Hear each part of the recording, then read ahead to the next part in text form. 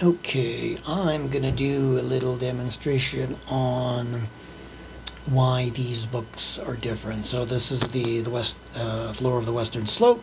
The smaller the area that it covers, often easier it is to identify things. This is the floor of entire Colorado. And Colorado's, it's got a desert part, it's got a mountain part, it's got a Great Plains part. There's a lot of things going on here. Um, so it can make things complicated. But anyway, here's the contestant. It's a little bunch grass that was up on the south side of the perimeter trail, and it's very distinctive. It's very pretty, very cute and ornamental. You can see the spike is on one side. Unless I'm just completely missing something. That seems to be the salient characteristic, so I assumed, it'll be easy, and sometimes it is. But anyway, here we have the western side, and Bouteloua, curtipendula.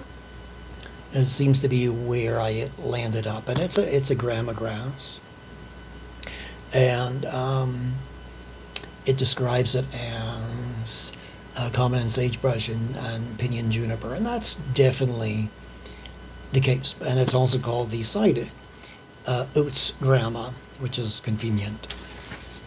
And but of course, it also says go over here, like over there. So here we have a choice between like annual and perennial, and it's definitely a perennial, which would suggest gracilis, or yeah, gracil. Um, and the spikes are not that small, so this seems like a decent answer, but this actually calls it the cyto grama. So this is probably what we want to go for. And over in this book, for contrast, we do go by the old name. There's grama right there. And it starts off with the inflorescence being small, 1 to 3 centimeters, and pendulous. I'm not sure how pendulous it is. But also the pendulous spikes are attached to one side of the stem, curtipendula. So that seems to me like a good answer. But all these other things here are put into a different genus here, and certainly there's fewer here than here because she's covering the whole state. So that's just, and we can also go to the little maps here, and curtipendula is not in our county. We're in this little bitty county right here that's not marked. So it's more of a plains. The species is, down here in the deserty area, and gracilis, because you have to change the name if the ending of the genus needs to match the species.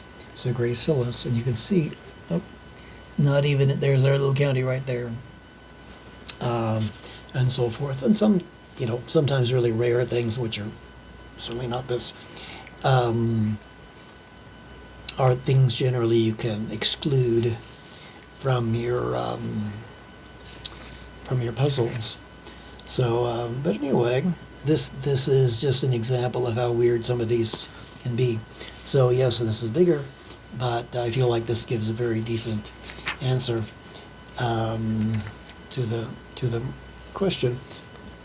And this is probably the conclusion in this book. So, but anyway, it gives you some idea about what's going on.